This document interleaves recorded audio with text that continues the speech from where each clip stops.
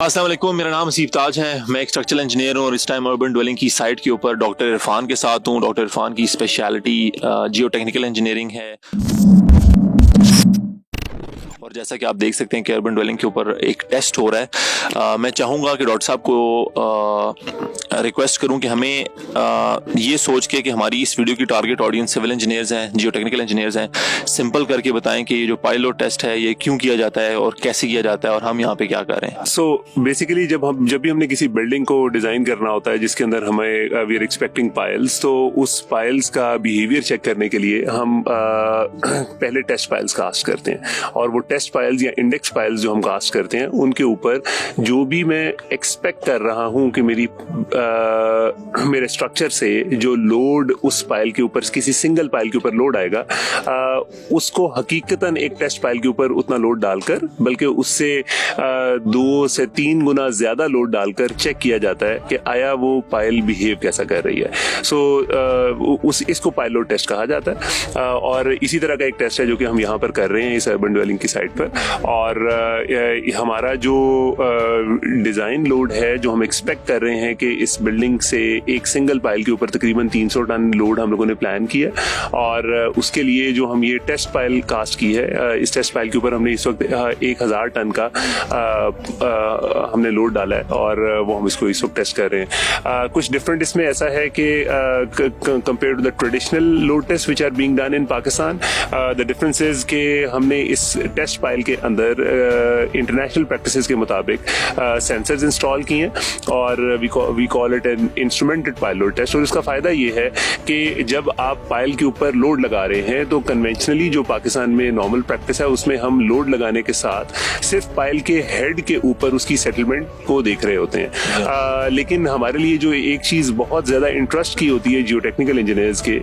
वो होती है कि पाइल सॉइल का आपस का जो इंटरफेस है वो कैसा बिहेव कर रहा है। This is something which is of real important जी, जो स्किन फ्रिक्शन है, क्योंकि जब हम डिजाइन कर रहे होते हैं पाइल को, उसकी हम सारे सिविल इंजीनियर्स पाइल्स की कैपेसिटी निकालना जब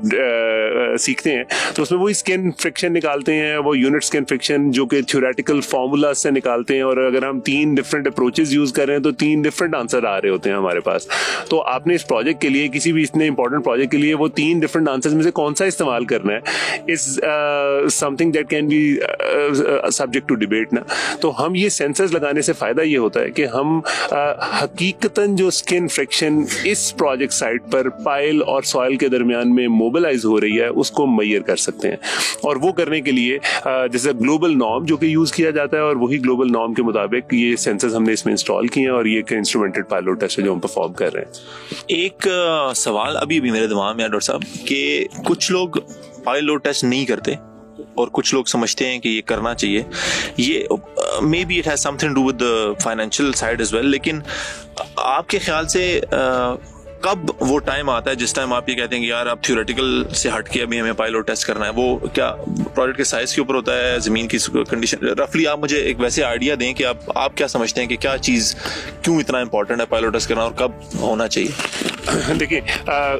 पाइल्स अगर आपके पास एक बिल्कुल फेयरली यूनिफॉर्म स्ट्रेटा है और उस फेयरली यूनिफॉर्म स्ट्रेटा के अंदर आपके पास कोई कदरे अनइम्पॉर्टेंट बिल्डिंग है और सिर्फ एक खदशा है कि इसमें ज्यादा सेटलमेंट ना हो जाए और डिजाइनर सिर्फ अपने पीस ऑफ माइंड के लिए एक सुपर एडिशनल सेफ्टी फैक्टर लगाना चाहता है जिसके लिए वो कोई पाइल्स वहां पर दे रहा है, तो फिर तो वो लोड टेस्ट ना करे, क्योंकि वो ऑलरेडी बहुत ज्यादा